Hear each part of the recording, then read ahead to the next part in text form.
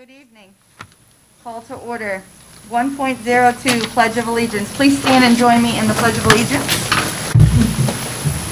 I pledge allegiance to the flag of the United States of America and to the republic for which it stands, one nation, under God, indivisible, with liberty and justice for all. Before we get started, I would like to do a moment of silence. This last week, we've lost two people in our corporation. One is Judy, who was in food service at the high school, and the other is Marius, who is a freshman at Mishawaka High School as well. So starting now, I would like to take a moment and recognize both of them.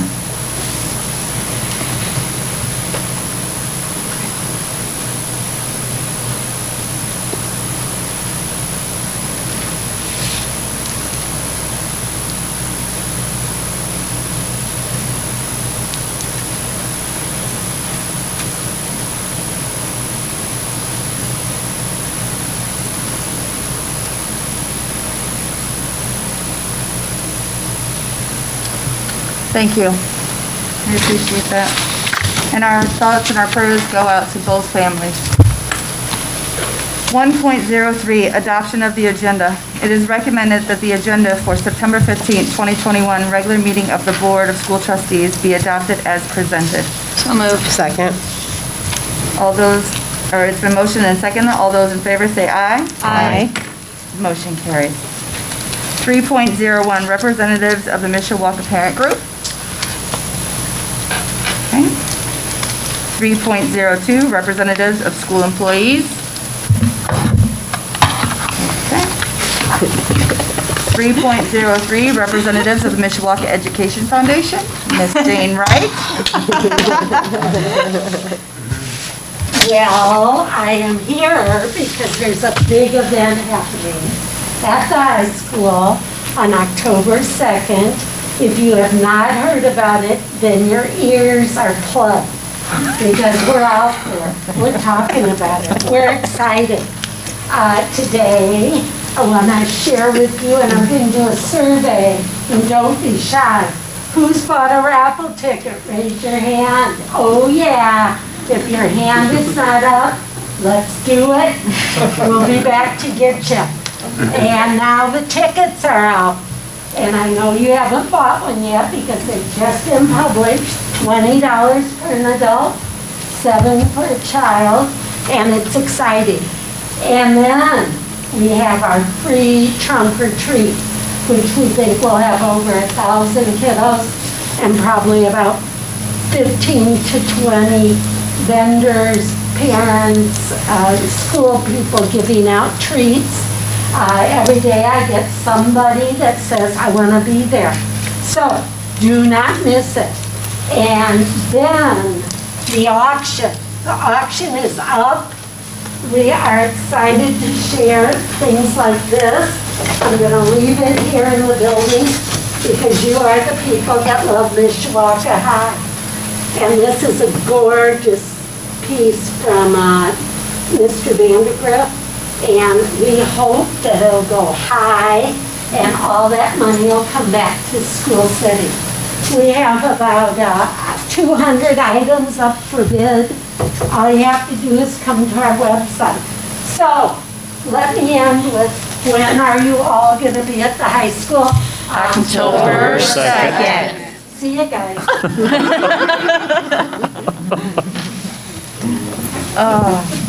All right. 3.04, the general public. Before we go into the people that have signed up to speak, I want to give some instruction and a couple of guidelines that we're going to follow tonight. So first, I need you to state your name, your affiliation with SEM, if you are a parent or a guardian, if you are an SEM resident. You will address the board as a whole, not anyone individually. You are expected to stay respectful. You are expected to wear your mask appropriately the entire time that you are talking. Finally, I want to know what you want to hear. I want you to know that we want to hear what you have to say. And so we will listen and we will pay attention and we will respect what you're saying. Many people left the last meeting without listening to the results of the questions that they asked, so I ask that if you want to know the answers, you stay for the board meeting. We hope tonight you will show us the same respect that we are showing you. If things become disruptive, I want to remind everyone that this is a meeting for School City of Mishawaka Board of School Trustees to conduct a business of the school district in public. This is not a public meeting. There are proper times for the general public to provide comments. We will not allow anyone to disrupt our meeting or be uncivil to the people that are on the floor. If things become too disruptive, this time we are going to go to a recess until we have taken care of the disruption, and then we will then continue our meeting. Okay, so the first person on the list today is Melissa Mays.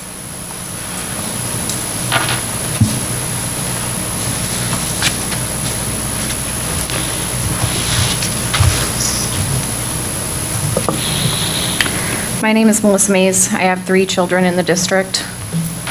If those in our government were truly committed to protecting public health, there would be a frank discussion about the mounting evidence that reveals the ineffectiveness and harmful consequences of face masks. It seems that those in leadership positions, as you are more concerned with being a leader than the well-being of those they lead. Per the School City Mishawaka Board Member Ethics 0144-2, you should honor the high responsibility which your membership demands by thinking always in terms of children first, refusing to play politics in either the traditional partisan or in any petty sense, and representing at all times the entire school community. You are also, one of your responsibilities is also winning the community's confidence that all is being done in the best interest of the school children. It is clear that you are not honoring these responsibilities. Specifically, you are not representing the entire school community, and you do not have our confidence. As we know that this is not in the best interest of our children, and you are playing politics. At no time in history have the people forcing others into compliance been the good guys. Coercion is not consent. You are refusing our children access to public education unless they consent to wearing masks that are not regulated or approved by a PPE expert. Which may I point out that doctors, nurses, governors, and school board members are not experts in PPE. A PPE expert advises and trains hospitals how and when to use PPE in a regulated and controlled environment for long-term use. When I spoke at the last board meeting about the mental health being ignored, my concerns were twisted to fit your narrative. It was in the regards to the children being masked, not virtual instruction. 2,300 years ago, it was discovered that forcing people to cover their nose and mouths broke their will and individuality and depersonalized them. It made them submissive. Modern psychology explains, without a face, we do not exist as independent beings. Face coverings and masks are ancient tools used to break people down psychologically. I can tell you the masks being used by our children are a greater risk than benefit. You see, I have this great thing called common sense. Most of us have it, along with a natural immune system. Common sense will tell you that masks collect and colonize bacteria, microbes, and mold, trapping it in the children's faces, mouths, sinuses, and respiratory systems. An infection caused by this bacteria will make children more vulnerable if they catch a virus, and it can be directly linked back to mask use. A group of Florida parents sent their children's masks to a university laboratory to be tested and found the mask contained 11 different dangerous pathogens. Shepherd School in Michigan closed due to a strep throat outbreak despite COVID masking, noting that not washing masks enough could be helping spread the bacteria. Fossey himself published a study in 2008 of the 1918 influenza pandemic, concluding that the majority of deaths in 1918 and 1919 likely resulted directly from secondary bacterial pneumonia caused by common upper respiratory tract bacteria. I emailed you, all of you 79 studies proving the ineffectiveness of face masks and the side effects and health implications, 54 of which can be found on pubmed.gov, the National Library of Medicine, along with 5 ways forced masking is immoral.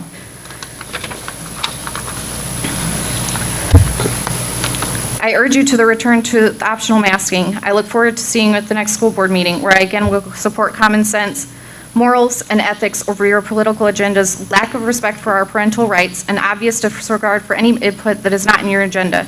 As the police stated at the last school board meeting, we are here because they, the school board, do not want you here. We have that on video.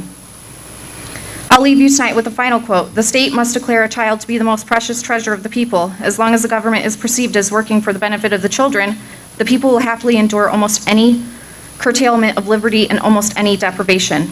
That's from Adolf Hitler, Mein Kampf. Sound familiar? If this was about our health, there would be no Friday football games, fall festivities, trunk or treat, or any extracurricular activities because the virus is just so dangerous, isn't it? This is fear-based control. Human faces contain multitudes. People of all ages rely on others' faces to help them navigate social environments. Walt Whitman. This is Melissa? immoral, unethical, and illegal. How do you sleep at night knowing that you are disregarding a parent's Melissa? God-given rights to their health decisions of their own individual child? Thank you.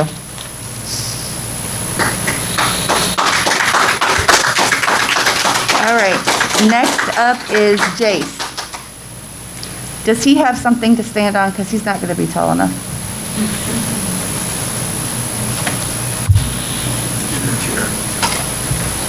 Thank you. Yeah, buddy. And then you can adjust the microphone as you need to, okay? Perfect. I am Jace Hunsberger. I am in the 4th grade at Liberty. I am wearing a mask 9 hours a day. They let us go outside for recess and play tag touching each other and running around playing. Close with no mask, but we can't be close together inside. What happens to the germs we breathe in when our masks are off? They're trapped in our face and mouths when we put masks back on. And it makes me feel sad wearing a mask because no one can see how I'm feeling. They can't see if I'm mad, sad, happy, or excited. I can't breathe good with the mask on, and it makes my nose stuffy because I have allergies and I need fresh air. Plus, masks make it hard to focus because sometimes it's too high or too low or itchy. When I can't breathe, it makes me feel like I have no energy. At home, I forget to take my mask off my neck. When I first started school, I had a normal mask around my ears. Then my mom got me a turtleneck mask, which made it more comfortable, but I still can't breathe. And I got too hot, and my mask is full of sweat. Masks make me even more sweaty, and I sweat really bad. After school, Compass Club, I get write-ups because the masks are so uncomfortable and hot. I pulled them down to breathe and got in trouble. I used to like school, but now I don't because I don't like masks. Even my teacher doesn't like them because she has to yell for us to hear and understand her. School is the only place that makes us wear a mask. We don't have to wear them at the store, at the movies, at the football games, or anywhere. So I hope we make masks over with so we can be happy in school again. Thank you. Thank you, Jace.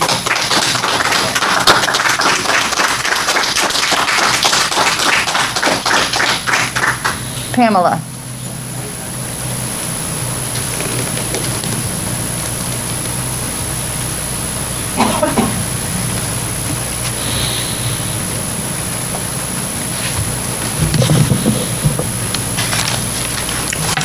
My name is Pamela Sue Craig Mays. As a registered dental hygienist in South Bend for over 40 years, I am here in regards to the mandatory mask issue. An estimated 50% of dental patients are experiencing signs of what is called mask mouth. These are patients who have had a history of healthy teeth and gums, but now are presenting with swollen gums, tooth decay, dry mouth, and bad breath. I used to explain to patients why it was most important to always brush and floss before bed at night, more than in the morning. I'd say, there's a party going on at night because all the conditions that breed bacteria are abundant. It's warmer, it's darker, it's moister. These conditions are multiplied tenfold while wearing a mask. So instead of the mask only having an 8-hour party, there is now, for those being required to mask up from 8 a.m. until 3 p.m., or if at Compass Club, until 5 or 6 p.m., as Jace is, you add an extra 7 to 10 hours to the 8 nighttime party. That's 18 out of 24 hours your mouth is in a party condition. Teeth and gums don't stand a chance. Our children are becoming mouth breathers as a result of masks. Mouth breathing decreases the amount of saliva, which is vital to washing away debris from teeth and gums, moisturizing the gingiva and keeping them healthy. Dry mouth is the basic trigger for masked mouth, according to the Journal of General Dentistry. Mouth breathing has been shown to cause long, narrow faces, narrow mouths, high palatal vaults, dental malocclusion, gummy smiles, and many other unattractive facial features. Mayo Clinic has reported that masking has also increased impetigo, a bacterial infection in children that produces red sores and can lead to kidney damage. The Journal of Dermatological Clinics reported that the moisture and germs collecting in the mask can cause facial skin lesions, irritant dermatitis, or worsening acne. It can stress the immune system, leading to permanent scarring, and has been linked to depression and suicidal thoughts. As a dental hygienist, I wore a mask, a medical mask, just like doctors and nurses, which are not the same as what our children are wearing. I changed my mask after every patient, every hour. My grandson was out for recess, as he told you, at Liberty. No mask, touching all the playground equipment that all the other children were touching, and other students. As they re-enter the school, the first thing they are or were required to do is put on the same bacterial-ridden mask that they wear all day. They are not given or offered hand sanitizer or suggested that they go to the restroom and wash their hands. This is hypocrisy.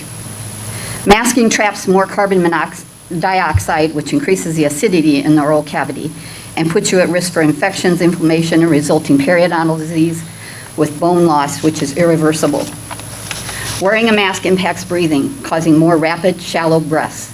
I can tell you that since I've had this mask on for 15 minutes, I can't hardly breathe. Using your mouth, chest, and neck instead of your diaphragm. Dehydration can also result from mask usage. As a boy told his school board, he was told to put his mask back on when he tried to use drinking fountain, which I understand most of them are closed off anyway now. How can we help mask mouth, you ask? Well, we could brush and floss more, but kids can't do that at school. We drink more water, can't do that at school. Use clean masks, they're not offered that. Use mouthwash, you can't get that at school. Or you could chew sugarless gum, you can't chew gum in school. The thing we should do is use common sense. Remove the mask, wash your hands more often, cover your mouth if you sneeze or cough, and whatever happened to Kleenex? Our children need to build up immunity. Masking will never accomplish this. I am concerned for the safety of our children, but our children, my grandchildren, are not being kept safe with masks. Rather, they are being taught to live in fear, submission, and control. They are being taught to give up their freedom. History has a way of repeating itself. First, the Holocaust, 11 million. Then abortion, 1,500 per day, 62 million thus far. And now our children, being led around like sheep. They are targeting our children. The government is targeting our children. If you cannot see what's happening, you are blind. Thank you. Thank you.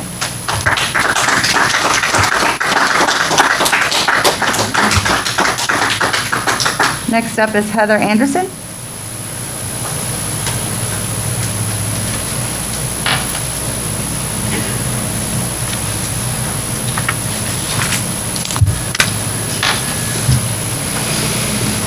Hello, my name is Heather Anderson. I live in Mishawaka, but my kids do go to Penn schools. They have their whole life, actually. Very nervous. I've never done this before, so bear with me. Even though I don't really agree, see, I already messed it up. So I'm not good at public speaking at all, as you can tell, but I feel I need to stand up and be the voice for these Mishawaka students. I live in Mishawaka, but my children go to Penn. But one day, my grandbabies may end up in Mishawaka schools, so I need to be their voice too. I feel as if Mishawaka schools are being a big bully. I feel like you don't care what these children have to say or what us as parents have to say. I didn't have to come here today because my children don't have to wear a mask. Even though I don't really agree how Penn has handled the situation, I feel as if they are at least trying to help us. I feel as if Mishawaka is just being a big bully, something we teach our children to not be. But here at Mishawaka, there's no give at it. But here at Mishawaka, there is no give at all, no care for these children's well-beings and how us as parents believe we should teach our children. Instead of suspending these kids for them standing up for their beliefs, how about let them do the exemptions so you can do the job we're paying you to do to teach them? You guys got money set aside to help with the pandemic for these children. So as parents who have these beliefs should be able to practice their beliefs freely. Why can't you stop for a second, feel for these kids and their well-being as we as their parents do, and accept these exemptions? You are going against how we believe, how our freedom of how we want our children taught. Please, I ask you to rethink this situation for our children. Thank you. Thank you.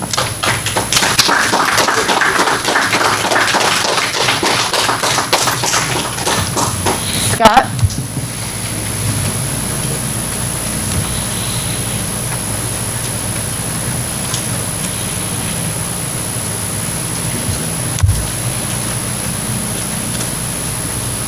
Scott, can you say your last name? Because I'll mess it up. It's Ruprecht. Okay. It's pronounced just like it says, it's just C-H-S-K. That's how you know. My name is Scott Ruprecht. This is my daughter Abby. Last board meeting, I said she is my gift from God, not yours. I thought you should see her today. So here we are once again, nothing has changed. Guess you want control over my kids' health is more important than you doing your job. My tax dollars, along with everyone else who pays those taxes, expect you to do just that, educate. You people are educators. Here, just in case you forgot what it means, let me read the part in the dictionary. It's a simple version, which obviously we are already fighting over simple logic and you don't understand that. A person who provides instructions or an education. A teacher. Just that, a teacher. I don't see a medical degree in that definition. When my daughter gets sick at school, who do you call? When she needs to go to the doctor, who takes her? Who gives her cold medicine when she has a cold? Yes, colds still do exist. And who sits with her all night long keeping her comfortable? I do. When she is out of school, who do I call to get homework assignments? Who do I call when she is struggling with an assignment to have her get more help with it? You. So you see the difference between parent versus teacher. I decide what medical care she needs. She doesn't need a mask or a vaccine. I am the parent and I say no. Not anymore. I am taking my rights as a parent away from you. Last board meeting, I asked you nicely not to put me in a situation where I would feel backed in a corner. Guess what? You put me in a corner. A few weeks ago, I picked up my daughter from school when it was almost 100 degrees outside. Her mask was soaked. This is not healthy, nor is it acceptable. She is breathing inside a very small compartment. After a while, bacteria will start being the issue.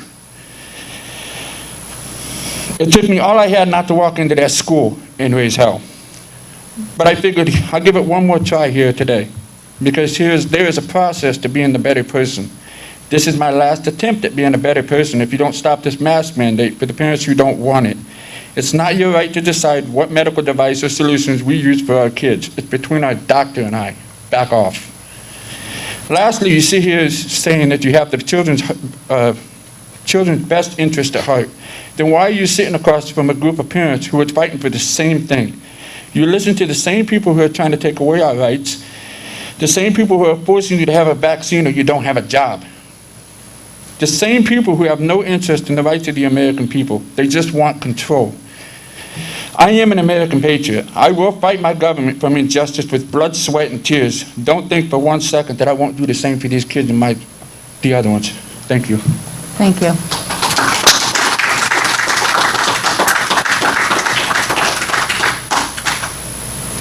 Ariel?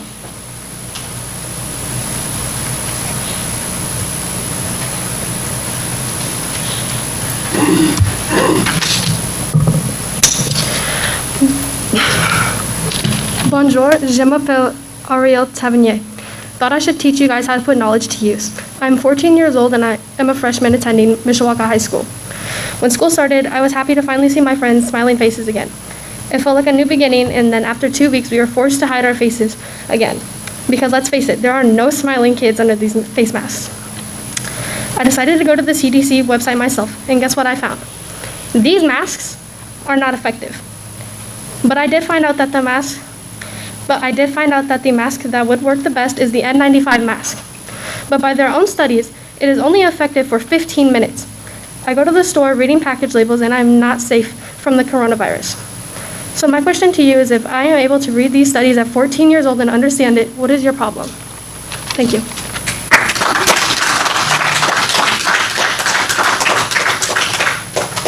Joshua.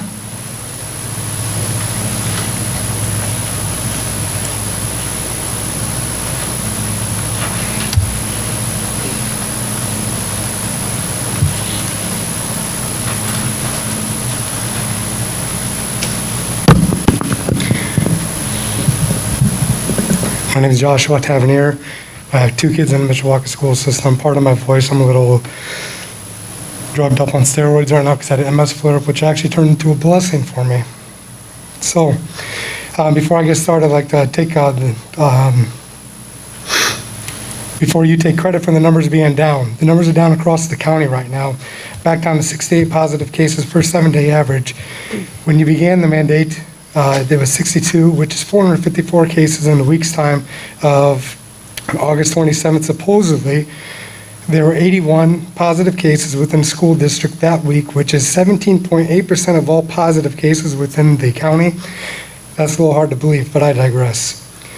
I'd like to recommend that each of you get with Mr. Ross and maybe sit in one of the U.S. history classes and learn the First Amendment. See, we have unalienable rights like freedom of religion, freedom of speech, which includes political speech. You don't get to take those away from us because you feel like it. Because we live in the United States of America. We live in a constitutional republic, which means all rights are protected by our Constitution. Indiana's religious definition is so vague that you can't tell us that our religious exemptions don't qualify or meet the standards, because in the state of Indiana, almost anything qualifies as religion. After speaking with a couple ER nurses while I was there, St. Joseph Hospital is seeing a significant rise in cases in headaches, RSV, and croup. The nurses can't speak out against masks, but they can tell me that RSV is generally happens during wintertime when people cover their faces with scarves or winter masks. So no wonder they're having all these cases just a few weeks after you issue your mandate. In 2008, Dr. Fauci himself showed that cloth masks had 97% penetration rate of particles, while 44% got through for surgical masks. In the same study, it says that extended use of any kind of mask increased the risk for infection. What kind of infection? Staph infection, for starters. The same kind of infection that the people in 1918 got from wearing masks during the Spanish flu. Now I'm getting tired of hearing over and over that you've no other options, because there are other options. Allow the kids to breathe. See, PHM, who is twice the size of Mishawaka, has had 172 positive cases, while you guys have 175.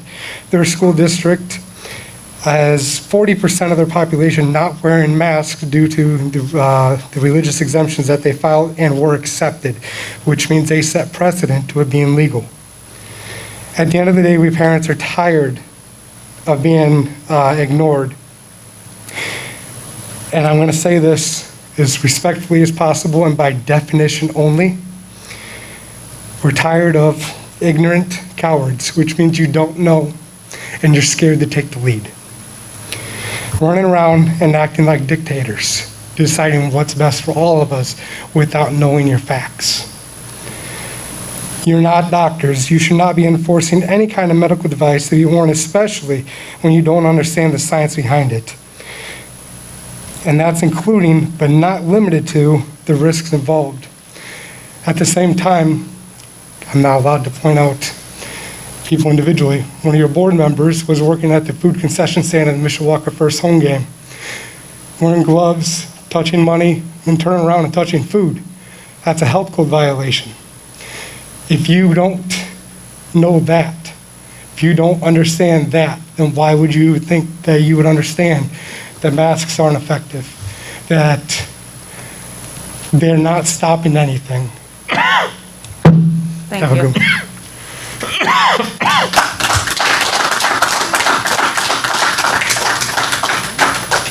Emily.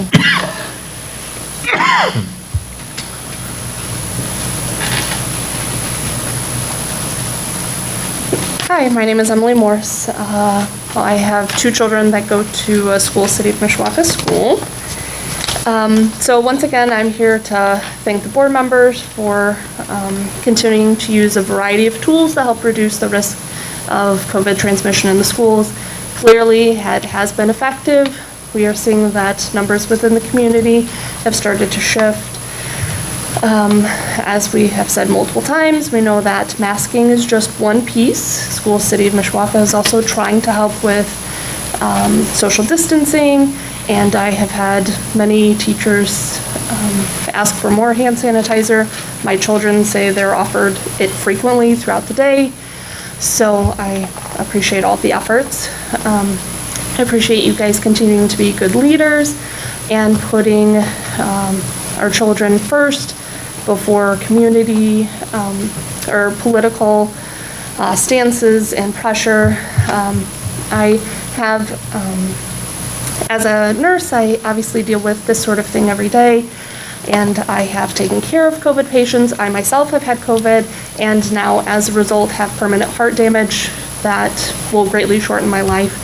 So I know a lot of times people like to use the statistic that 99% of people who have had COVID survive, but there are long-term complications that can result from it.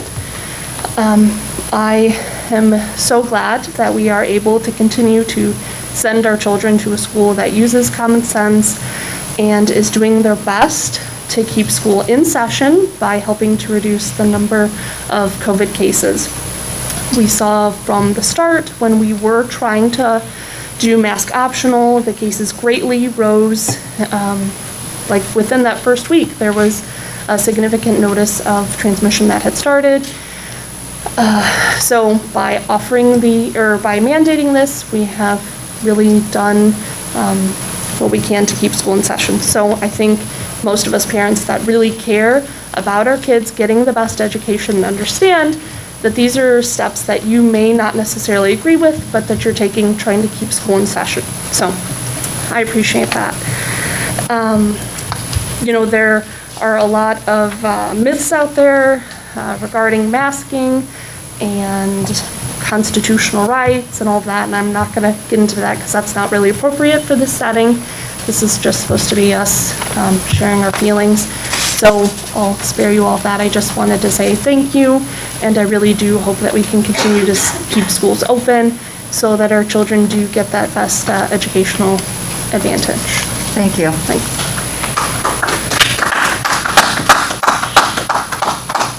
Amanda.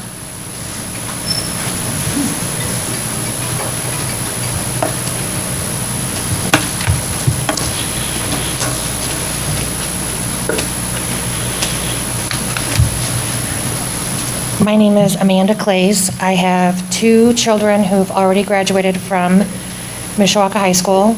I currently have 1 in high school and 1 in junior high. I will be honest, I don't want to be here any more than you probably don't want me to be here.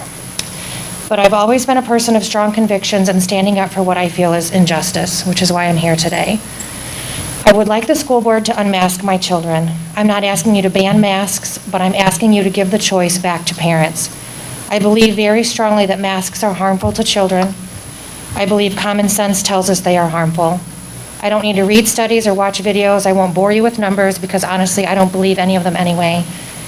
Anything and everything is being diagnosed as COVID. The argument and mandating of masks has become a political one, and I don't like my children being used as pawns in the fight. If masks were really working and were all about safety, then wouldn't we all be required to wear them at all times, anywhere and everywhere? Whether we are inside or outside? If this pandemic is really as they say, should we even be allowed to leave our homes? I don't know what I believe about the ESSER grant and the money, and if mask mandates are part of it, if that cost is true. I guess our children's health has been traded for $10 million. I don't know, like I said, if that's true or not, but if it's not, then why are we mandating?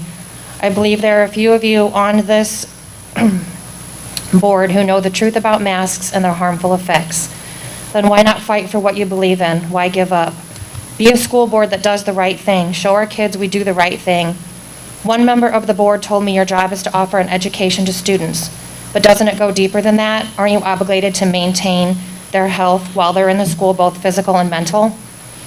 We all know our kids are not getting an education virtually, but mask mandating is not the answer. If you make masks optional and they really do work, then isn't that enough? The masked kids will be safe.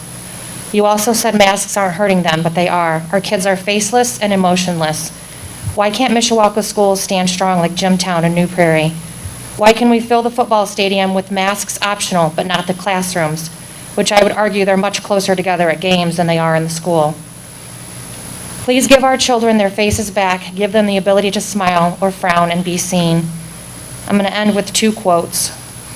One of the most cowardly things ordinary people do is just shut their eyes to facts. C.S. Lewis. And the only thing necessary for the triumph of evil is for good men to do nothing. Edmund Burke. Thank you.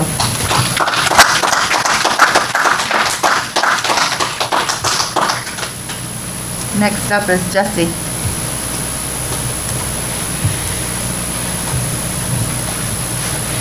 Hi, I'm Jesse. I got a daughter in Mishawaka High School, and I'm here like all the other concerned parents wondering when we're going to have the rights to have our own kids back. Just to throw some numbers, and I know a lot of people don't like to hear them, but 1% of the people contracting COVID right now had COVID and did not get vaccinated. 39% of the people that's been vaccinated have gotten COVID again. And obviously the 60% that didn't get it, got it. 228 kids have died this year from COVID, which is terrible, absolutely terrible. Just in Chicago alone though, 235 children have been shot or killed. And we're worried about putting masks on our kids, making my daughter walk down a hallway in single file lines basically in Mishawaka High School, opposite ways, but you can still stick them all in the same classroom, in the same hallways, in the football games as was told. I'm just wondering when we're going to stand up as a people instead of follow. Like I was told the first day that they required the mask, and I had to go into the school and talk to the teachers, and they told me, I'm sorry, Mr. Mall, we're just following what we were told to do. And I said, that's the problem. Everybody's following instead of asking questions, instead of looking at the details, looking at the right information. Everybody's just following like sheep. It's terrible. You guys have caused my daughter to have severe acne because of these masks. Severe acne. Little girl had beautiful skin and everything before all this junk. Now she's got a worst case of asthma she's ever had, basically. She can't ever breathe. She's depressed all the time. And I just wonder, when we get our rights back as parents, when are you guys going to do something and stand up for us? I mean, I think everybody forgets who pays the salaries. It's us, the taxpayers in this room. Everybody that pays $300 to send their kid to a public school that cares nothing about what the parents are saying. Did we get phone calls or anything when you guys were going to do the mask thing to come in here and have this conversation before this all started? Heck no. I don't even think I got an email from you guys. My daughter come home and told me what was going to happen. Now, is that not ridiculous? Is this not like the most horrid thing that's ever happened to our country and our people? None of us have anything. We can't do nothing. We're all sitting here with masks on and we can't do a damn thing about it. Our kids have to walk into the school like sheep. Can't do nothing about it because the higher powers that be, you guys, supposedly, see they can't. I pulled my kid out that day. Told her we're gonna do virtual. The school called me and told me I had to get a doctor's note to say that my daughter was okay to go to virtual learning. What in the world is that? Can anybody in this room explain that to me? Why I gotta have a note to keep my daughter at home because I don't agree with what's going on in the school system and stuff? Is that right in any sense of the form? No, no way. And I'm here to stand up and I will come down here and raise hell every Wednesday for these kids and these parents that don't want to be in here and don't have the voice to do it. Every day, not with violence, not with anything else, but I will come down here every single meeting until this gets resolved the way it should be resolved. And you guys start looking at numbers and start looking at science and not these buffoons that are in office now. Thank you.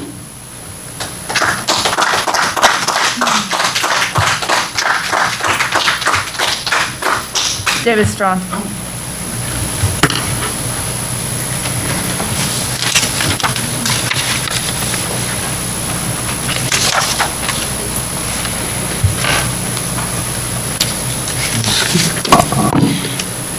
Madam President, school board members, Mr. Parker, ladies and gentlemen. My name is David Strawn. I reside and own property at 305 George Street in Mishawaka. I have no group affiliation. I am not a vendor, contractor, employee, retired annuitant, or creditor of the school city of Mishawaka, nor do I have a personal or business relationship with any school city vendor. With respect to this evening's agenda, I have the following questions.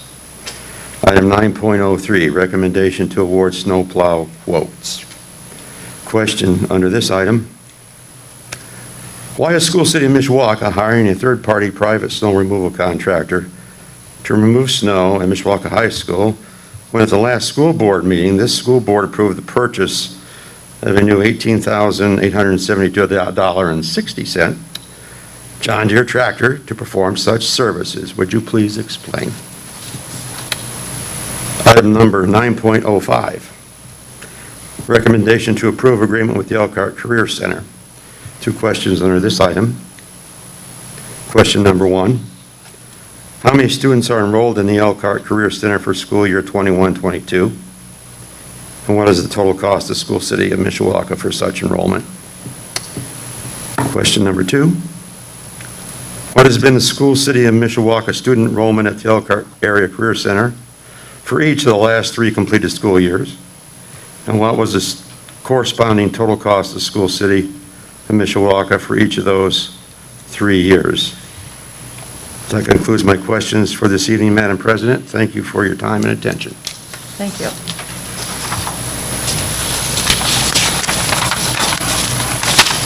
All right, so that is the last of the speakers. So we'll move on to the business part of the meeting. 4 is the consent agenda. 4.01, approval of the minutes of the August 25th, 2021 regular meeting of the Board of School Trustees. It is recommended that the minutes of the August 25th, 2021 regular meeting of the Board of School Trustees be approved as presented. 4.02, approval of bill warrants and payroll. It is recommended that the bill warrants and payroll in the amounts of $3,165,860.77 be approved for payment from the appropriate funds.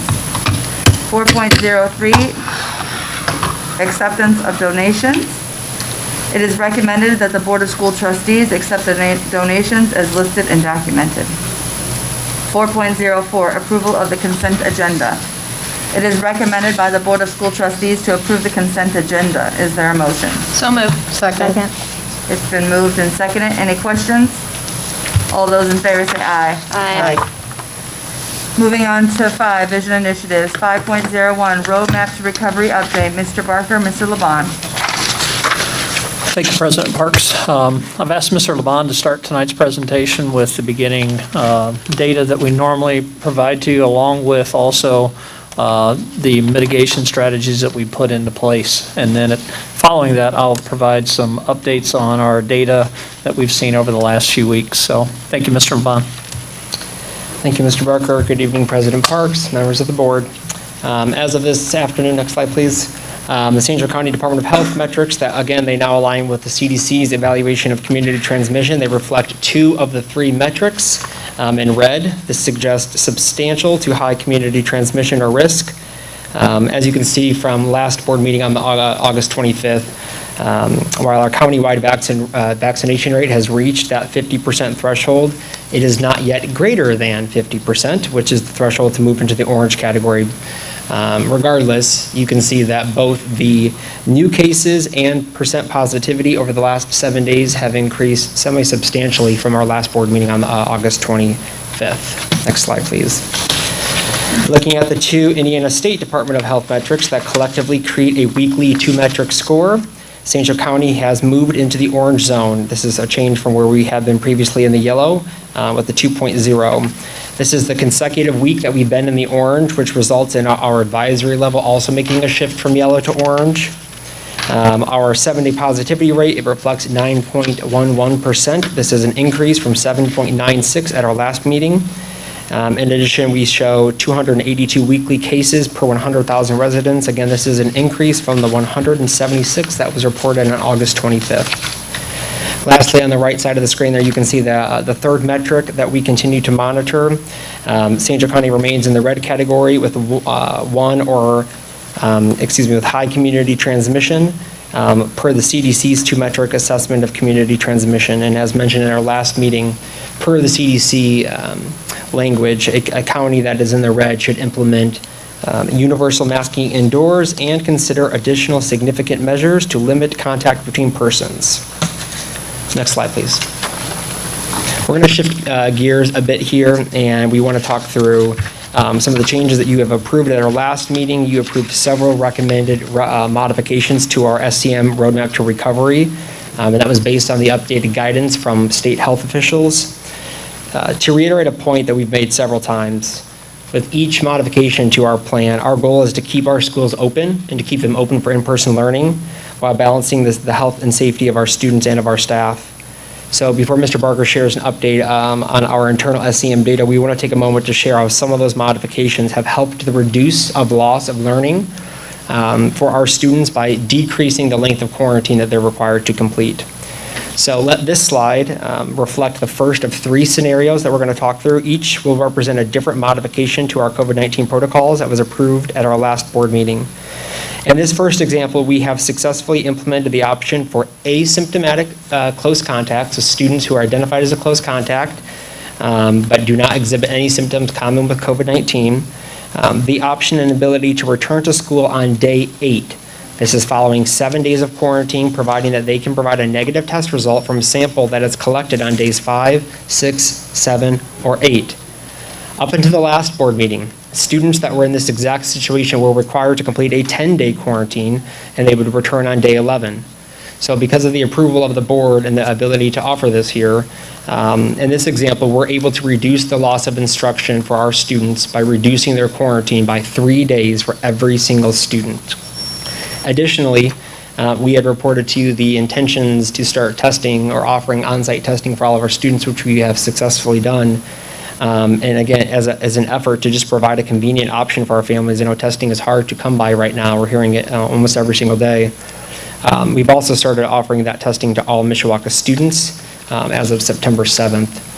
Since last Tuesday when we first started, we have administered 87 COVID-19 tests right here from the administration center. And again, that allows us to get our students back into the classroom safely, but in a quicker manner as well.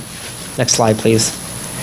In our second scenario that follows the IDOH guidance that Mr. Barker is going to mention momentarily, the decision to implement universal indoor masking has positioned School City of Mishawaka to allow asymptomatic students who are identified as close contacts in the classroom the ability to stay in school with no quarantine required. When a student is identified as a close contact or being within 3 feet or less for 15 or more minutes over a 24-hour period, we certainly continue to notify families, a practice that we've done since the start of the pandemic. But due to the decision and due to universal indoor masking, the only requirement is that families continue to monitor their child's symptoms for the 14 days following exposure. Without the decision and the move towards universal indoor masking, we certainly would not be able to do this, and we certainly would be quarantining a lot more students than what we currently are doing so, specifically in the classroom, which obviously impedes our ability to keep our schools open. It also impedes the ability for those students to receive in-person instruction, which is a goal that's shared amongst all stakeholders. Next slide, please. In this final example, this reflects probably our most common scenario. And this is the case when a student is not a close contact, but they develop symptoms that are common with COVID-19. Prior to our last board meeting, students in this situation would have been required to complete a quarantine of 10 days at home. However, thanks to your support, and then in conjunction with the T, that's the sign that you see probably as you pulled into the office this afternoon or evening, in conjunction with our ability to offer on-site testing to all Mishawaka students, a student who has a headache, has a sore throat, or has a cough is easily able to return to school with a quick trip to the administration center, and of course assuming that they feel well enough to do so. Again, this option and your decision to support this option, along with our option to offer on-site testing, allows us to rule out when students are simply just not feeling well. To the point made this evening, not every time a student exhibits symptoms of COVID-19 is it COVID-19.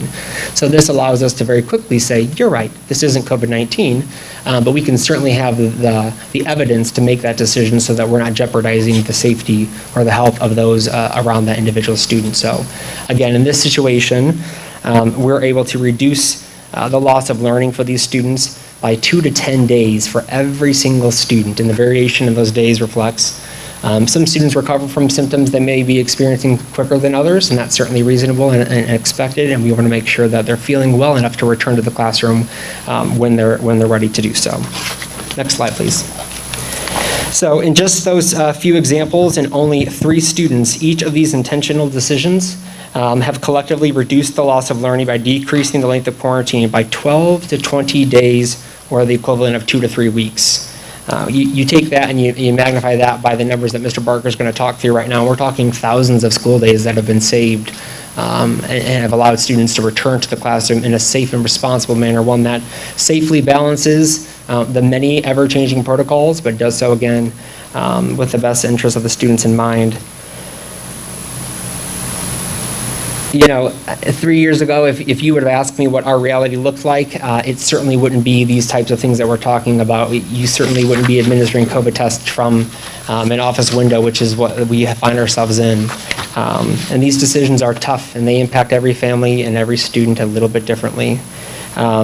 Rarely are they popular, and they're certainly even more challenging to implement. To that end, I certainly need to take the opportunity to thank the many people who have allowed our numbers to reduce, that being a possibility. That's certainly our building principals, our teachers in the classroom who are helping with mask monitoring every day. That's our nurses who, sometimes I wish there could be a fly on a wall in their offices to see what that looks like when they're running kids in and out.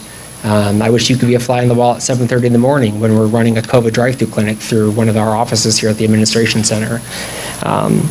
But each of these decisions have been informed by the most recent health guidance, and they have certainly been in the best interest of each of our students and each of our families and of our employees as well. So, as Mr. Barker will discuss, our internal data would certainly suggest that these have been the right decisions, and these decisions have allowed us to keep our schools open and open in a safe and a responsible manner as well. Mr. Barker. Thank you.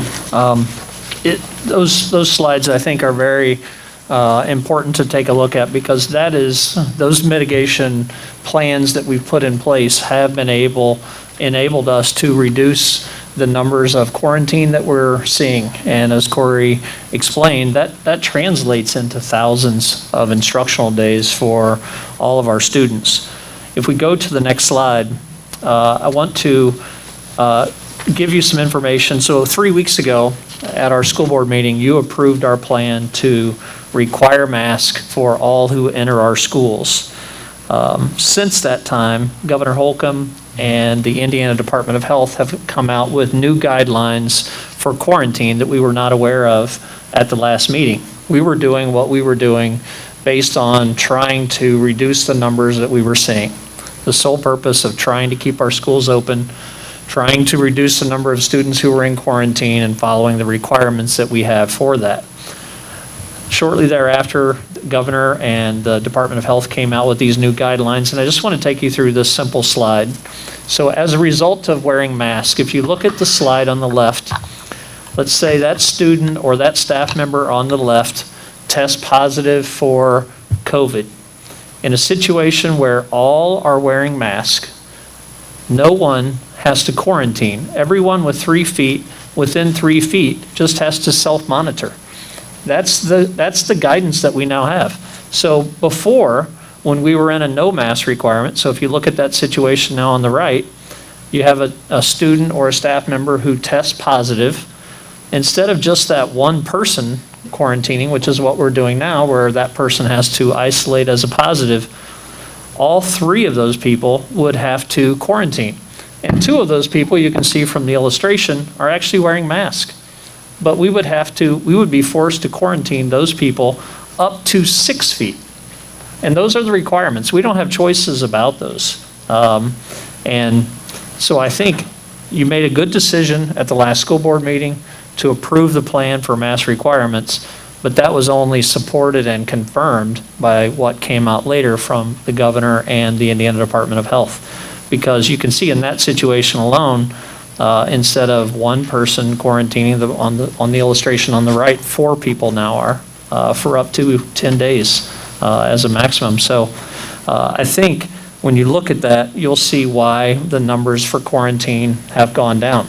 And I think that's good. That's good for kids.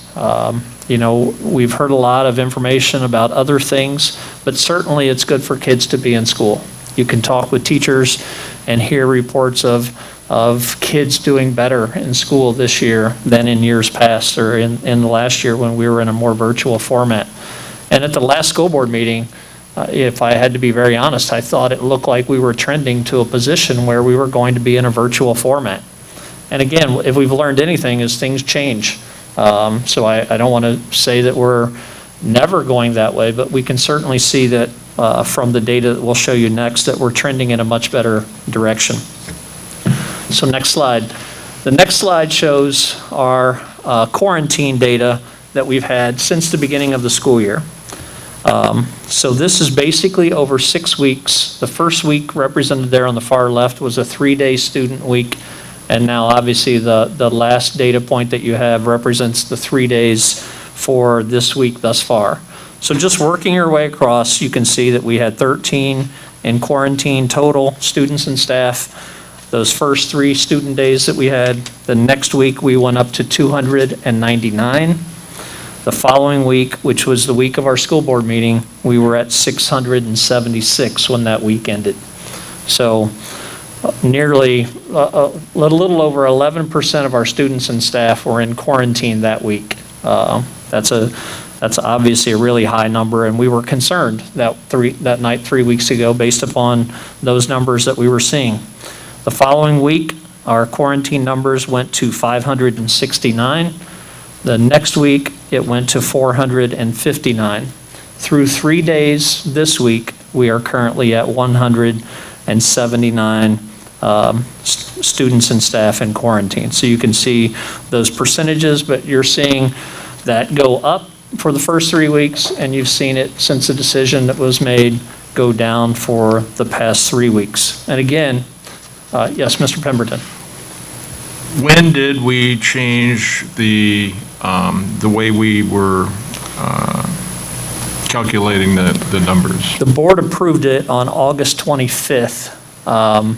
We did not change the quarantine data until September 2nd, I believe. I think the information. September 2nd? I think the information came out from the governor and the Department of Health on September 1st, and I think it went into effect on September 2nd.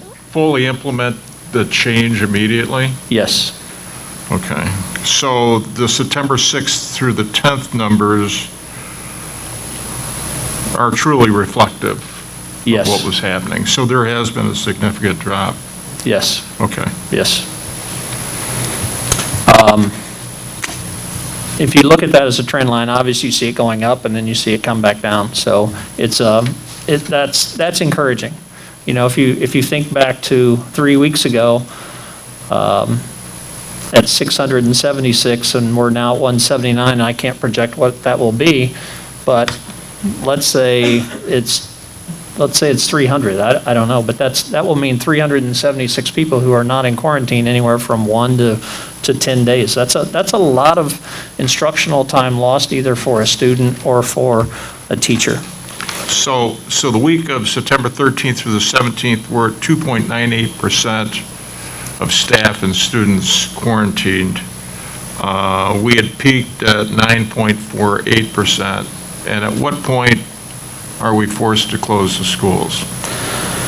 It's a good question. The Department of Health makes us report at 20%. Okay. So that doesn't mean we're required to, but we'd have to work with our local health department to stay Right. open. Okay. But yes, currently this week, we're at 2.98 at the end, but that's only through 3 days. Till today. Yes, that's through current data right now. So that will undoubtedly go up a little bit over the next 2 days. But it should, barring some unforeseen, negative outcome, it will still be less than where we were at last week, I would safely be able to project. So we're headed in the right direction. And we'll look at positive data next, but the quarantine data was such we were seeing somewhere around a maximum of 4% of our people who were going into quarantine who were becoming positive.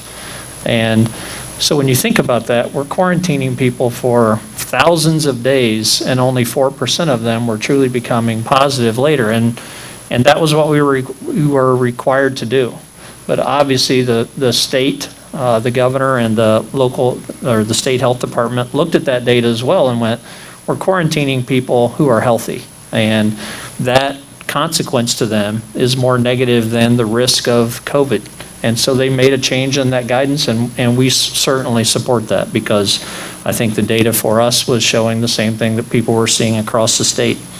So I think that was a good move from them, and we'll continue to monitor that data. We're still contact tracing. We're still doing those things. We're just able to do it in a little lesser frequency, which is good, because there are a lot of other things that we're trying to do to educate kids. Moving to the next slide, we'll look at positivity data. And again, looking from weeks 1 through 6, we totaled this on the bottom for both students and staff. And you can see it go from 1 to 35 to 81. So that week of 81 was the board meeting week. So that was the highest number we had ever seen in terms of positivity, highest number we'd ever seen in terms of quarantine. The following week, that went to 50. Last week, for the week that we had, we were at 26, and so far this week we are at 17. That's not reported on our dashboard yet, but that is where we're currently at, with 14 students who tested positive this week and 3 staff members. So again, I think we're in a much more optimistic position than we were 3 weeks ago. Having given you all that information, we're recommending that the Board of School Trustees approve the Roadmap to Recovery Plan update as presented. So moved. Second. It's been moved and seconded. Is there any questions or comments? All those in favor say aye. Aye. Motion carries. 5.02, Planning for a Preferred Future of Educational Excellence. Mr. Barker. Thank you. I don't have a lot to report here tonight. We have not met during the month of August, so we are meeting next week with our High Priority Facility Needs Work Group starting on Tuesday, September 21st. At that meeting, our principals will be presenting. We have, I think, 5 schools that are presenting that night. And then at our next meeting in October, we will have 4 principals presenting. So the principals have been working with their teachers and staff to create a list of priorities for each of their buildings, and they'll be coming to the High Priority Facility Needs Work Group to present that information. Also at that, we're very close to receiving, the group of Abbenmarsh, MCOR, and Wigand have been working on a facility assessment, and we have some of that information now. They're still working on the dollar figures and estimates for much of that information, but we're hopeful to be able to share that. If not at the next week's meeting, at least some of that information, certainly by the October meeting. And we'll also get you copies of that information as board members as well when we have the full reports. So a short report tonight, but that's where we're at in terms of our planning for a future referenda in May of '23. Okay, thank you. 6, reports and discussion items. There's nothing. Moving on to 7, Human Resources. 7.01, Personnel Report. Mr. Caldroni.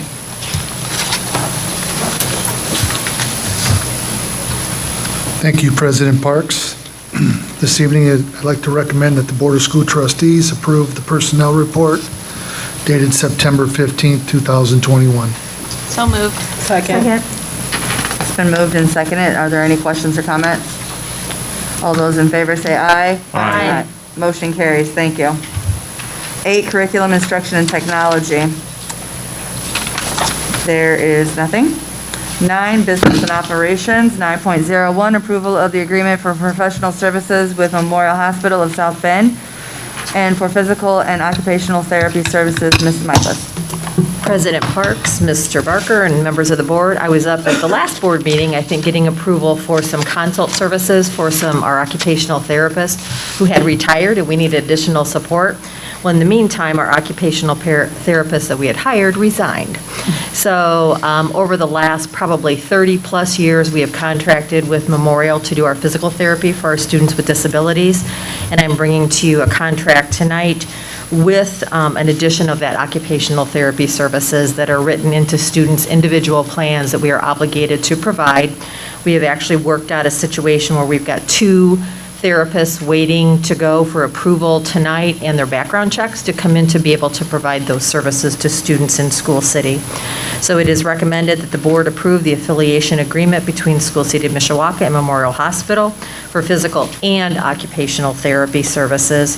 And it's further recommended that the president and secretary of the board of school trustees be authorized to sign the affiliation agreement. There are really no changes with the exception of adding the occupational to the physical therapy. Perfect. Is there a motion? Second. It's been moved and seconded. Is there any questions or comments? All those in favor say aye. Aye. Motion carries. Thank you. Thank you. 9.02, approval of purchase of 1.1 device Chromebooks for the 2021-2022 school year. Mr. Modlin. The administration is requesting purchase approval for 429 one-to-one elementary student devices for replacement and increased enrollment. Quotes were obtained from Troxel, IT Savvy, and CDW with a total cost ranging from $209,352 to $226,683. The device includes the device, licensing, case, and service plan. The operating referendum fund will be used for this purchase. This time it's recommended that the administration recommends that the board approve the purchase of the Chromebooks. So moved. Second. It's been moved and seconded. Are there any questions or comments? All those in favor say aye. Aye. Motion carries. 9.03, recommendation to award snowplow quotes. Mr. Faulkner. Good evening, President Parks, Mr. Barker, members of the board.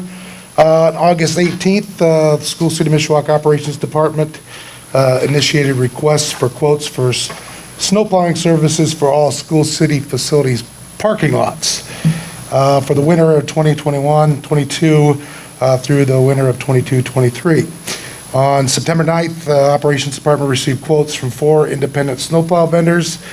After thoroughly reviewing those with Mr. Newman and Mr. Kallenbach, I would request your favorable approval to approve the following quotes for 2 winter seasons for each School City facility parking lot to the vendors listed at the following schools.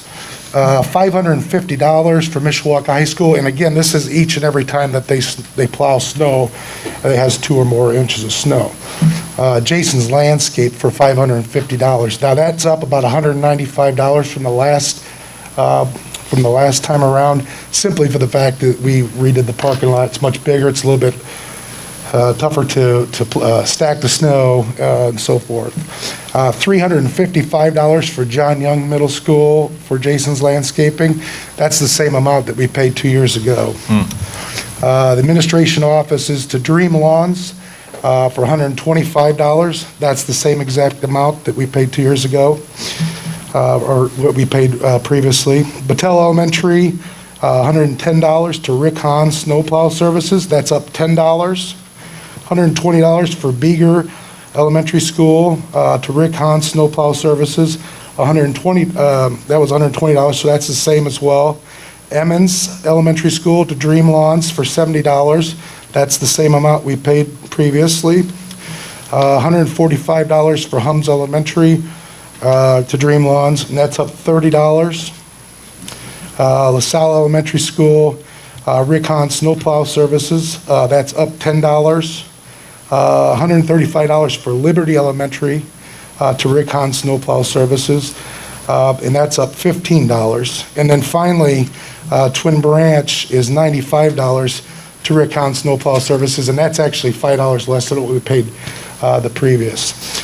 Also, I'd like to answer Mr. Strawn's question with regards to the tractor that you approved. The tractor is for sidewalk snow removal, and it's just one tractor. So we're talking about snowplow services for the entire school corporation for our parking lots. And one tractor won't get it done. So I ask for your favorable approval for this. So Mike, how much sidewalk are we plowing with that John Deere? As opposed, would we have to have somebody out there with a shovel? Absolutely. And how long would it take them to do that? Well, our goal is to have both parking lots and sidewalks cleared by 6 a.m. pending weather, snow coming in.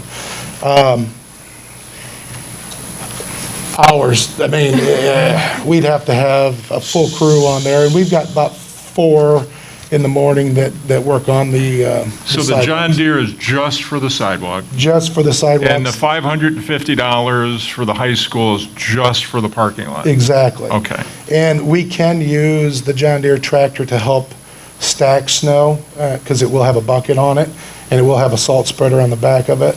So we can use that to help that out too. Right. Okay. Thanks, Mike. Yep. Is there a motion? So moved. So moved. Second. Thank you. All right, it's been moved and seconded. Are there any other questions? All those in favor say aye. Aye. Motion carries. Thank you, Mike. 9.04, consideration to change the 2022-2023 school year calendar. Ms. Hickle. Thank you, President Parks, members of the board. The originally adopted calendar for the school year 2022-23 has a fall break scheduled for the last week in October. Having fall break this late in October creates a long stretch from Labor Day to the fall break for both our staff and our students. It also places fall break close to a planned e-learning day in November. So at this time, we're proposing changes to the 2022-23 school year calendar in order to better balance instructional days and time off within the fall semester for the benefit of our students, families, and staff. The proposed calendar change moves fall break to the week of October 17th through the 21st. And in order to accommodate this change, we're also proposing moving parent-teacher conferences to October 13th, 2022. I'm happy to answer any questions at this time. Is there a motion? So moved. Second. Any questions? All those in favor say aye. Aye. Motion carries. 9.05, recommendation to approve agreement with Elkhart Career Center. Mr. Newman. Thank you, President Parks and members of the board. The agreement between School City of Mishawaka and Elkhart Area Career Center for occupational training is renewed annually. It enables students from Mishawaka High School to attend the Career Center on a full or partial day basis. This renewed agreement will run through June 30th, 2022. Other than simple date changes, it is the same agreement that the board approved last year. To answer Mr. Strawn's questions on number of students and total costs, I do have that data. I don't have it with me right now, but I can get that to you as early as tomorrow morning. And just a heads up, I have not received the final bill from last school year, so that's still an estimated total, but we should have that shortly. So. Move for approval. Second. It's been moved and seconded. Are there any questions or comments? All those in favor say aye. Aye. Motion carries. Thank you. 9.06, preliminary review, education operations, referendum, operating debt services, and 2022 budget review. Sorry, Mr. Newman. Thank you, President Parks and members of the board. Just a heads up, feel free to stop me at any point and ask me any questions. This is a fairly high-level view of the overall budget. I know we've got 3 board members who have been here, have gone through this process before. It's very similar to previous years, but if any board members, again, you can stop me at any time and ask any questions, but if you'd like additional information later on, or you would like to have some discussion, that's not a problem at all. But this is a fairly high-level view of the overall budget. Got the wrong year at the top there right off the bat. 2022 budget funds, debt service fund, referendum, capital debt service, our referendum operating fund, and our education and our operations funds. So just a reminder about the budget, or the funds that we're talking about as we go through this budget process. So we'll start, again, just with the debt service fund. All right, how do I go back? Help me out, Matt.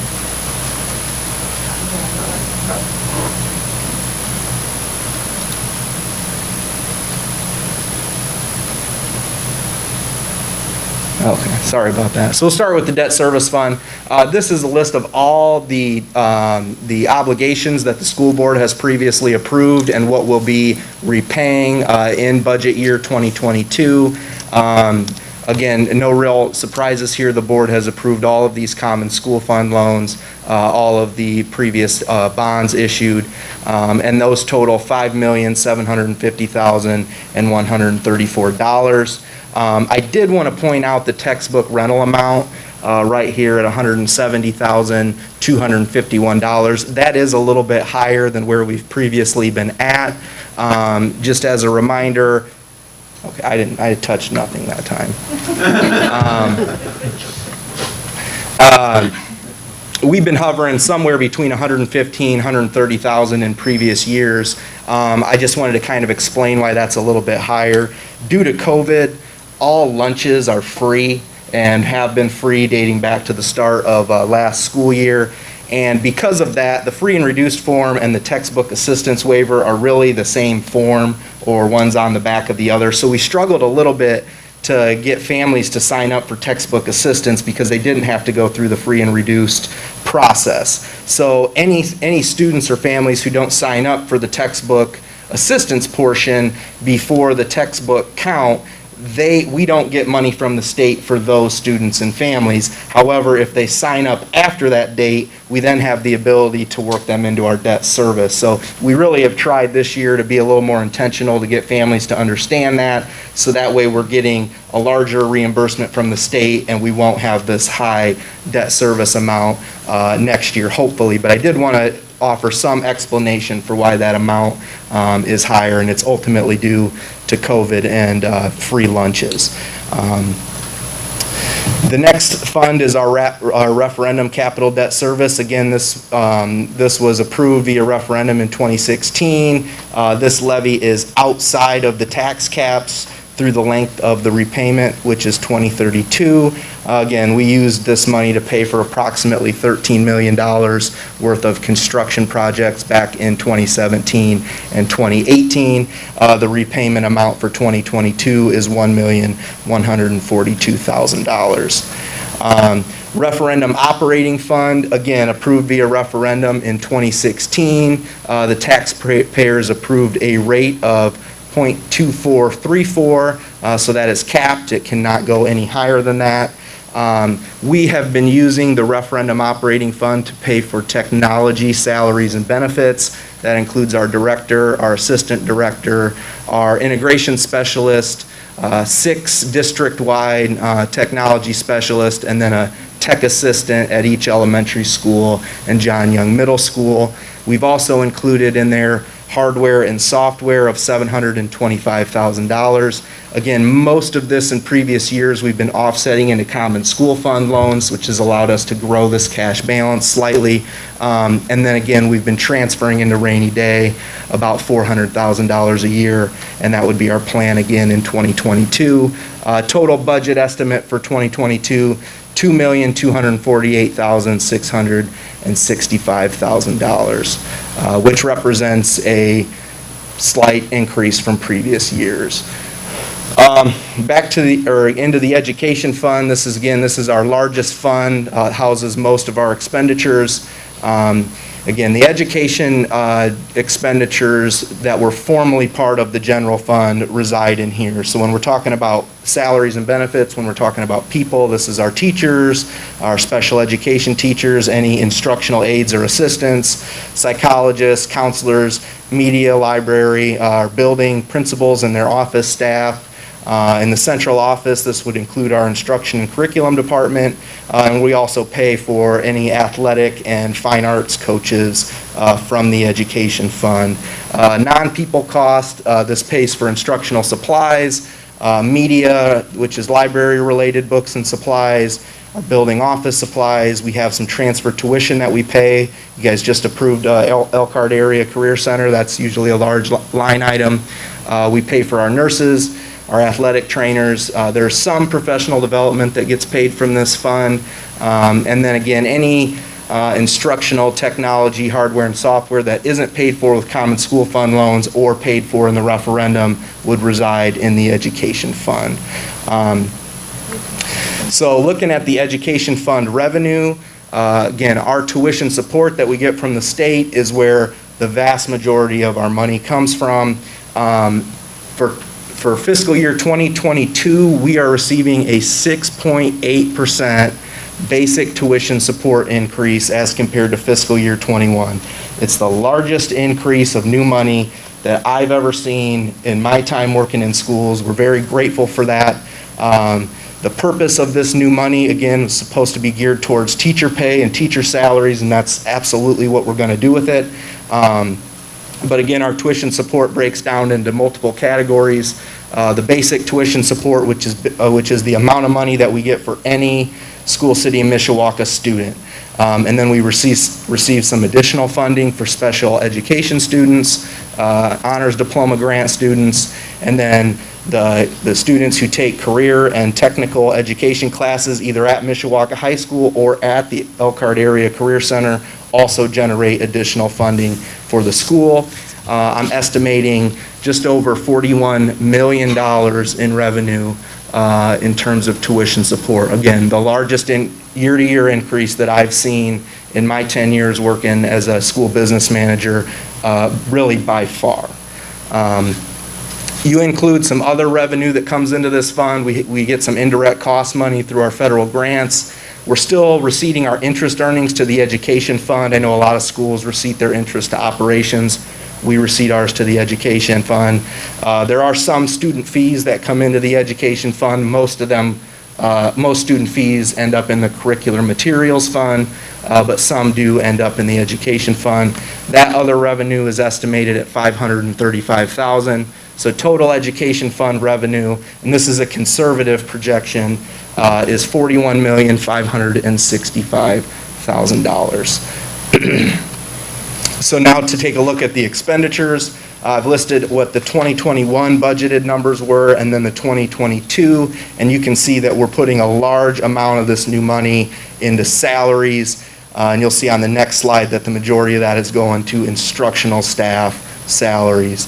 But again, I'm not going to read through each and every number, but again, you can see the largest increases going there to people costs, which again was the intent of this new allocation from the state. Some slight decreases in other purchase services, but I think for the most part that's because I budgeted it up in professional services with the ever-changing object code guidance from the state of Indiana. So these are the exact same numbers, just broken down by program classification. So you can see at the top, regular programs. This is where our teachers get paid from, our teaching assistants. Really, that's where your classroom expenditures reside. And you can see, again, in terms of where we're going to spend this new money, we're going to spend it in instruction. Some decreases in the special education category is mostly due to shifting expenditures into our special education federal funds, or our grants that we get from the federal government. So again, we've got some capacity in those grants, so we're going to shift some teacher salaries into grant funds and out of the education fund. Pretty similar numbers for summer school. I budgeted that high last year knowing that we were going to have a robust summer school program, and I think we're anticipating that could be similar again next year.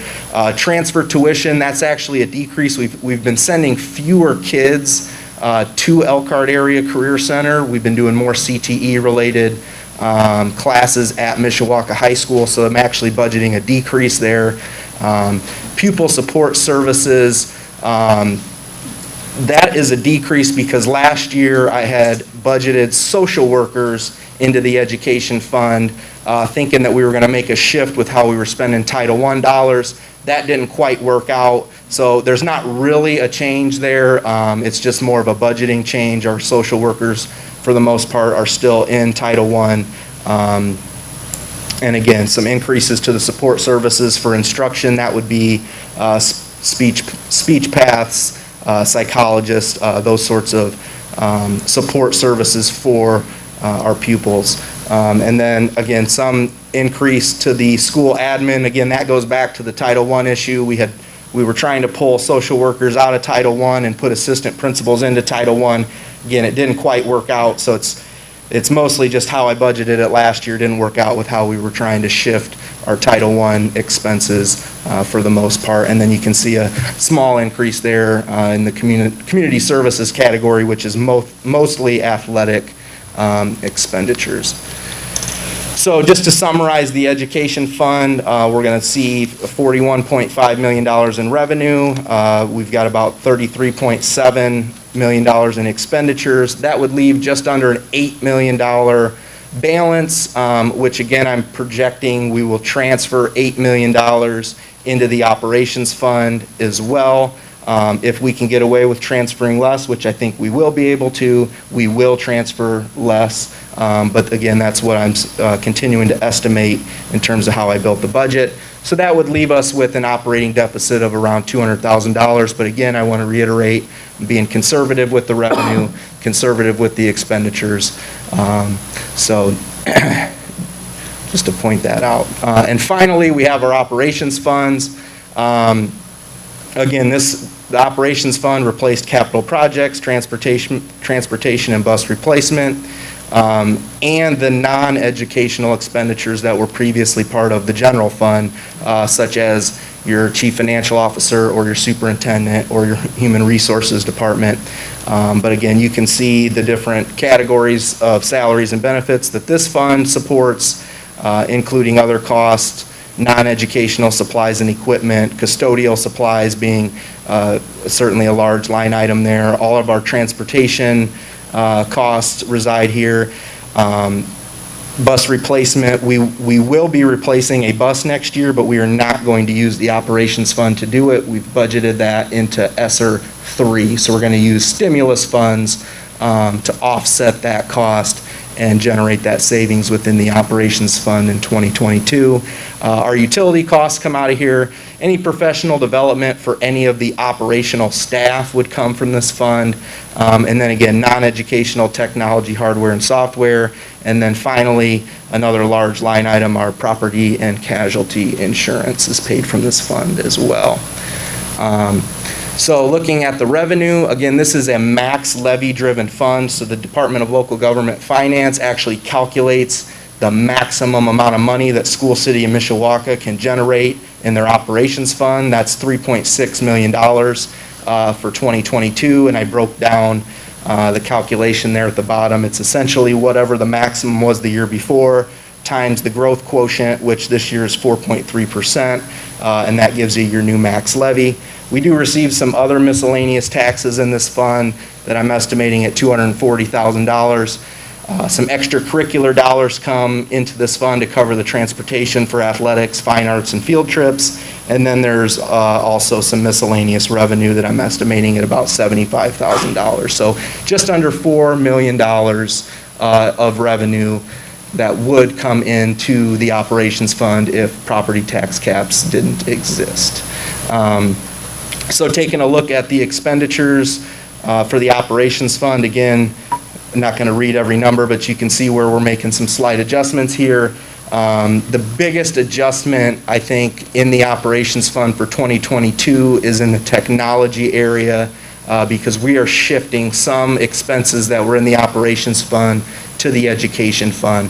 When they divided the funds, they weren't real clear exactly on when it came to technology about what was operational and what was educational, and I think I was a little bit conservative, and I kept a few too many things in the operations funds that now that we've gone through this process and I've talked with other schools and I see how they're charging things, I want to shift a number of things into the education fund. So that's really the biggest change that really drives these two negative numbers right here. So Again, I'm actually projecting a decrease in expenditures in terms of how I laid out the budget, but it should be an even larger decrease when considering what we're going to do with custodial costs, because we are going to continue to pay our custodial costs out of our ESSER 3 stimulus dollars. So I still budgeted them here, but again, they'll be paid out of stimulus dollars. So,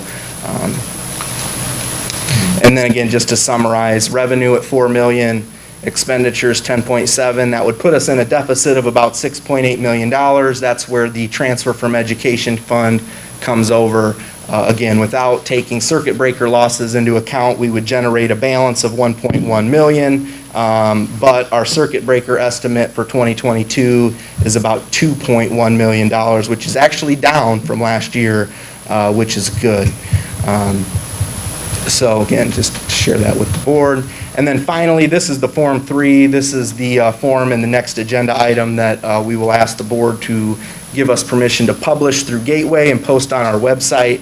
The budget estimates are the expenditure totals that I just went through for each of the 5 funds. And then the max levy is the maximum amount in terms of property tax levy that we could generate in any of these funds in budget year 2022. I think I've always told the board in the past, and I'm going to tell you this year again, that these are advertised numbers. They are higher than what they will actually be. The referendum operating fund is probably going to come in at about $2.3 million based upon where our AV is trending for 2022. Operations fund, I have $3.7 million listed for advertising, but again, that maximum amount is actually $3.6. There's no levy in the education fund.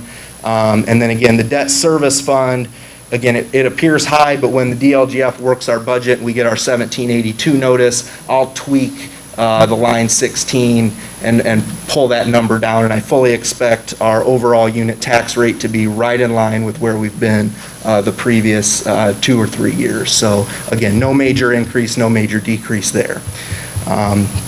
So really, that's my presentation, again, for 2022 budget funds. I'm happy to answer any questions. I know the next agenda item will ask you for permission to publish this in addition to the CPF and bus replacement plans. Okay, thank you. 9.07, permission to publish bus replacement, CPF plan notice of public hearing. Mr. Newman. Thank you, President Parks. Again, I just showed you the budget Form 3. I just quickly wanted to show you the capital, the CPF plan. I know you guys probably have a better view of it if you're looking on your devices. Again, this is an exercise that, in my opinion, it should have went away when they developed the new funds and had us move to the operations fund. I don't intend to purchase that amount of equipment or to do the level of projects that are listed on this document, but if something were to arise, we needed to take care of some HVAC maintenance, or we needed to purchase some equipment, putting that here now would alleviate our having to do any sort of public posting or readopting a CPF plan later. So again, I don't intend or foresee that we will spend these dollars on that, but by your approving that now, it would alleviate our having to go through that process later on if a need should arise. And then finally, the bus replacement plan. We've really come a long way with our bus replacement fleet. Certainly in my time here, we replaced 2 more buses. They're at the bottom there, these 2020 replacements. 1 bus still hasn't been delivered yet, but I believe we're expecting that by the end of the calendar year. And we also replaced an activity bus, which we did receive several months ago. So really, we only have two buses, one that we'll replace next year with stimulus dollars, and then I think that's a 2011 bus that will have to look to funding the next year. Otherwise, our fleet is pretty up to date. Again, the 2014s will be in the somewhat near future, but again, big thanks to the board for approving these bus purchases. Compared to the age of our fleet 4 years ago, we've really come a long way. Fantastic. Yes. So again, this is how I prepared the bus replacement plan, because we will replace this bus, but we will not use operations funds to do it. So again, we are asking the board permission to post these 3, or those 2 plans and the budget Form 3 through Gateway, which I will do with your favorable approval tomorrow morning. So moved. Second. It's been moved and seconded. Are there any questions or comments? All those in favor say aye. Aye. Motion carries. Thank you. Thank you. 10 policy updates. 10.01, second reading of policies. Ms. Pettit.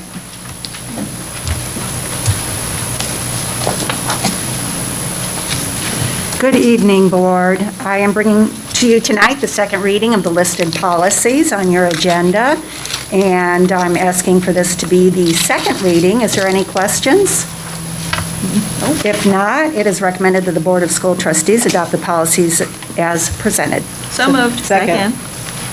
Any questions or comments? All those in favor say aye. Aye. Motion carries. Thank you. Thank you. Moving on to 11, communications, 11.01, public announcements. The next regular meeting of the Board of School Trustees will be held on September 29, 2021 at 6 p.m. at the Administration Center, 1402 South Main Street, Mishawaka, 46544. There's nothing else to come before the board. This meeting is adjourned.